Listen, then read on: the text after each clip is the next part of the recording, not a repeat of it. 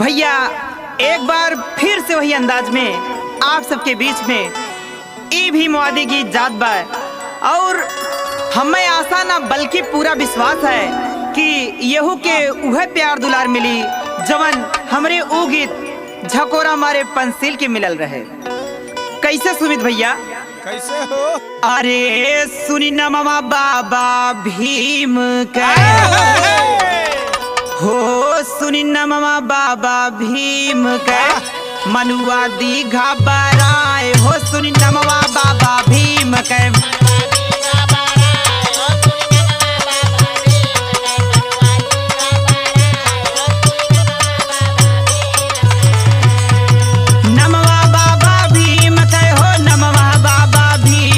सुनी नमवा बाबा भीम के मनुआ दी घबराए हो, सुनी नमवा बाबा भीम के मनुआ दी घबराए हो, सुनी नमवा बाबा भीम के मनुआ दी घबराए हो, सुनी नमवा बाबा भीम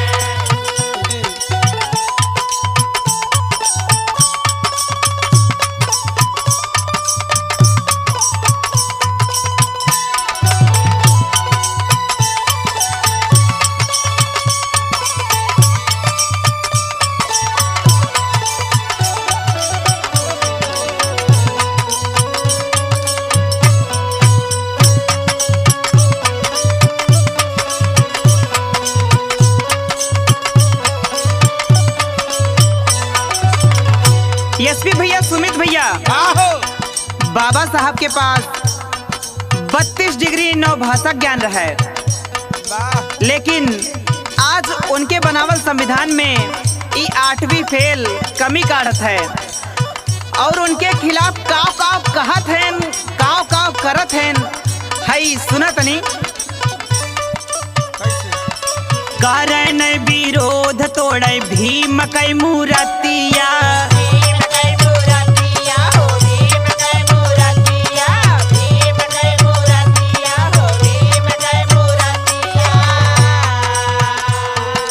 संविधान बदल के करे रोज बतिया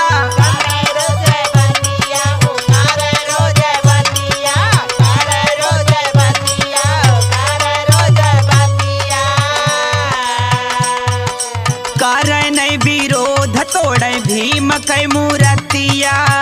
संविधान बदल के करे रोज बतिया। जय भीम सुनते तो जन पागलाए हो, सुनी नमवा बाबा भीम के मनुआ दी घबराए हो, सुनी नमवा बाबा भीम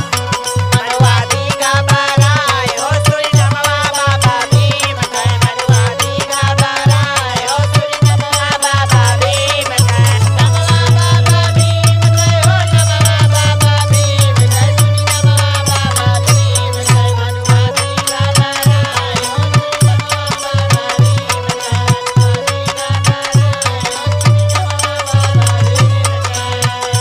भैया बाबा साहब कितनी मुसीबत सहने और सबके खातिर का कहने और कैसे कहने है सुना तनी। कैसे? लंदन में जाके भी मैं कई ने पढ़ैया,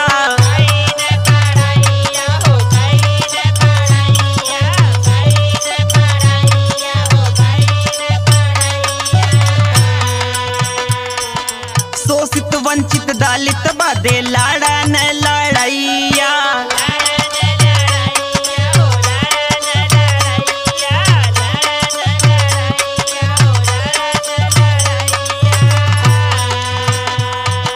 लंदन में जाके भी मैं कई ने पढ़ैया,